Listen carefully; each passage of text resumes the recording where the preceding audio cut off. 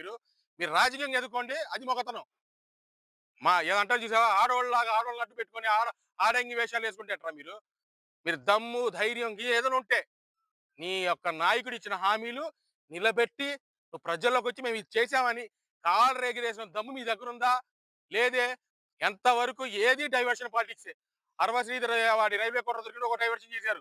పుట్టా మహేష్ పట్ట ఆయన ఎంపీ అన్నట్టు చేసింది, ఒక డైవర్షన్ చేశారు. ఏది ఏది ఇది అవుతుంటే తిరుపతి లడ్డు గురించి సిబిఐ క్లీన్ చిట్ ఇస్తుంది, సుప్రీంకోర్టు కొట్టేది, దానికి కూడా మీరు డైవర్షన్ పాలిటిక్సే. అసలు 22 నెలలు చేసింది మీ ప్రభుత్వమైన రమ్య అసలు? అన్ని రాసలీలలు, ఆడపిల్లల మీద అఘాయిత్యాలు, మట్టి మాఫియాలు, ఉర్సా కంపెనీకి 99 పైసలకి ఇవ్వడం.